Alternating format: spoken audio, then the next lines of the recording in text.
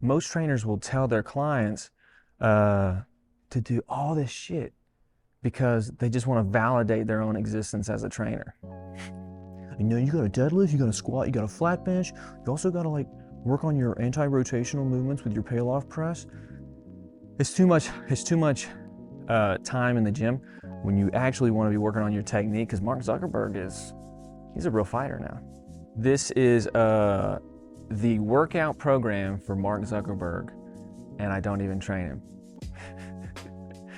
That's a pretty good title, right? What do you think the title of this video should be? A 40-year-old trying to be an influencer. Fucking great. All right. First thing I'd tell him to do is not listen to any influencer online. The second thing I'd tell him to do is just listen to me. Most people do way too much in the gym. I don't do enough. I can't even find a handle. Hold on one second. So definitely what you'd want to do is start with a vertical pull. And the reason I tell clients, like the guy behind the camera that tore his shoulder by not listening to me, to start with vertical pulls is because it's the best thing for your shoulder, so you don't tear your rotator cuff. Labrum. Which one was it? Labrum and bicep. And bicep? Yeah. Good God. You fucked yourself. On the couch, labrum tore, you held on to it, tore the bicep? No. Oh my God, backwards? And it went out. Jeez, maybe you shouldn't listen to anything I have to say. Anyways, the reason why I start with a vertical pull is, one, it's good for your shoulder in that over the head position. And then two, you get more bang for your buck. I might be saying that way too much in this video, bang for buck. I've been watching certain videos. With the vertical pull. A lot of people don't have this overhead, like completely overhead mobility. So what you want to do is just start at whatever angle you can to start. What I like to teach is rotating in and out of the movement. So rotate in and then rotate out. The reason for that is a lot of people don't have any thoracic mobility, which is mobility from the neck down to like the mid-back. That's kind of like a way to strengthen all those muscles and then also create some mobility in the movement. Next movement I would say for the upper body is a simple incline press. So let's go over here.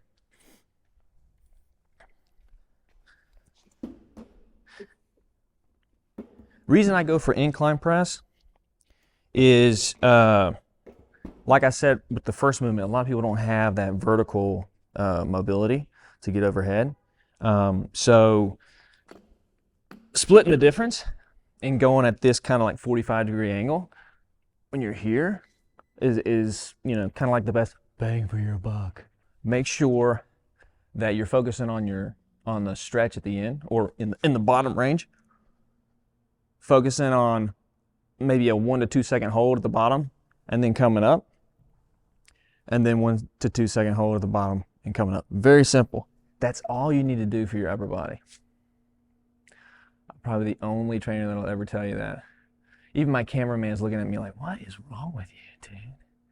Who do you train? Definitely not going to train Mark Zuckerberg after this.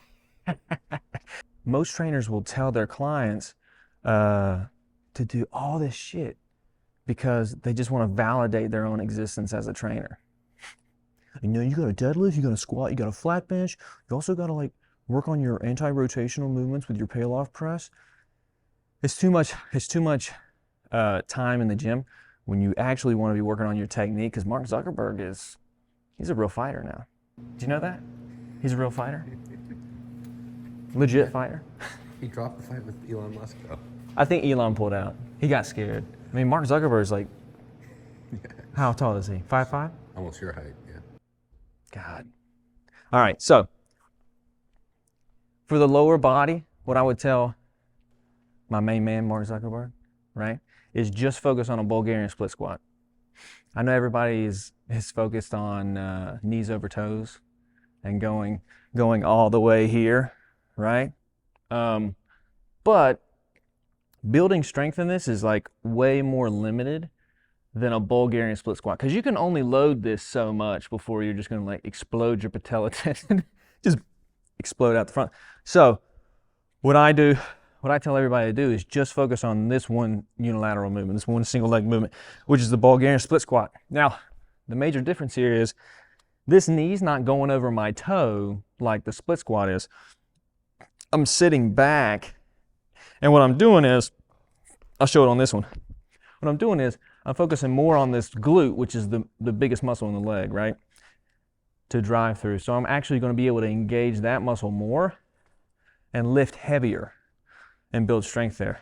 Now, like I said, most trainers like to validate their own existence by giving you more shit to do. But if you're building your single leg strength, your strength when you do like a front squat or a deadlift is going to improve without kind of lifting too heavy and just trying to build your leg strength with just a deadlift or just a squat. So focusing on the single leg stuff is the most important. You're going to build coordination as well. And so when you fight Elon Musk, you can shoot in with a lot of strength.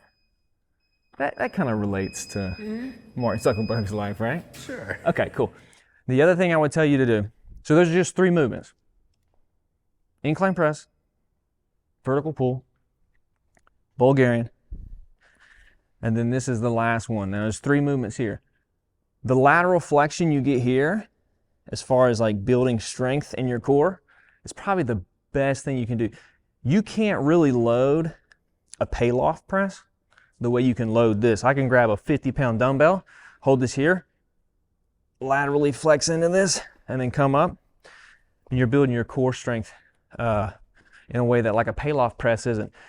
A pay-loft press, you're limited by your pec strength, right? So your upper body strength is limiting you when you do a pay-loft press, which is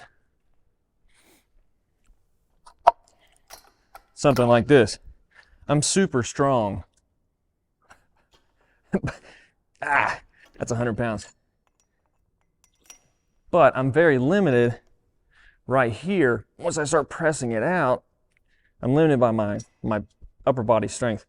So it's good. A lot of people suggest doing pay-loft presses, especially for athletes, to work on anti-rotation, but that movement's so much better. For me, at least. And you can load it more. You can get stronger there. You want to do both sides, and then you want to go forward. I'm just going to show this because this guy's filming me. But your hyperextension should be the movement that you go to build that strength in your lower back. Simply because it gives you a healthy range of motion. What people do is they want to build their strength in their low back, so they just deadlift, right? So they're locked in here, right? Or they back squat. The moment that they're under load and their back goes a little like this, what happens? You go down. You go down, yeah. Don't come back up. We both had that happen. So in order to mitigate that, you want to strengthen the low back with this hyperextension. And that brings up another point. I might have said this at the beginning, I might have referenced it, but this is the main point. If you are over 25, you got a few years, you shouldn't be maxing out on bench. You shouldn't be maxing out on military press. You shouldn't be maxing out on back squat. And you shouldn't be maxing out on deadlift. Because unless you want attention from dudes, that's all you're going to get. Okay? Let's go over here. And the injuries that you get from those movements, that's the main point. It's pointless. Like, there's too many injuries. Here's the thing. If Mark Zuckerberg, right? This is for Mark Zuckerberg. This video is for Mark Zuckerberg. He'll never see this. But if he wants to continue being a badass jiu-jitsu guy, a world champion, I think one day he might He might compete. And what if Mark Zuckerberg one day competed and won like a world championship? $1,000. You give me 1,000? Yeah, he said. Yeah, I agree. But he loves it. And the point is, if you do those movements, you will get injured eventually, and you'll have less time on the mat to train. And that's what you don't want to do as a world champion jiu-jitsu player. I think they call them players, practitioner. Hey, babe. I got a girlfriend. All right, so as far as cardiovascular training for Marky Mark, this is what I suggest. Since he's got a lot of money, he could get a VersaClimber. This is the most valuable cardiovascular piece of equipment that you can have.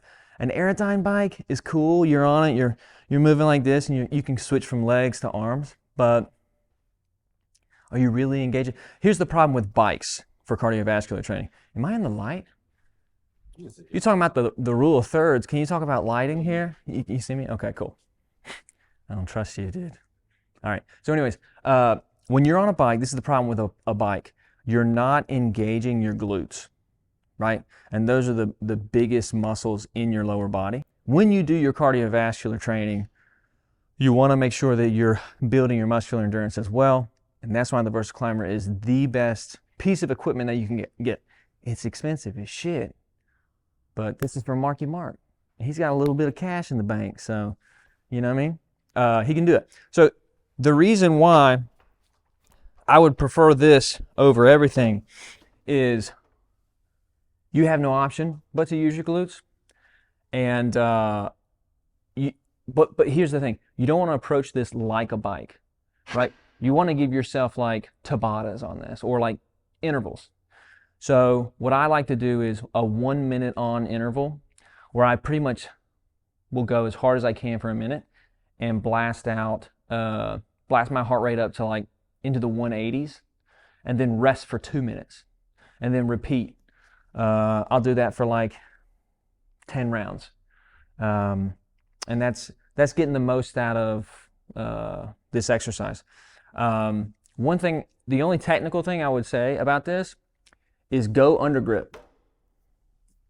That's it. I don't want to go over it too much, but go under grip so you can kind of eliminate your arms from the equation. You really want it just to be your legs. If you're here, you're going to curl your wrists and you're going to use your arms more, where if you're here, you can kind of drop the shoulders and get into a more relaxed position and just have your hands here to stabilize and your legs do all the work. I think that's it for Marky Mark. But you know, I'm a nobody trainer in Los Angeles. Marky Mark's got better trainers than me. So, and his trainers probably don't allow their clients to tear their shoulders on military press. Mm-hmm. So, probably not the best guy for advice, but that is my advice for Mark Zuckerberg. Cool, we're done, dude.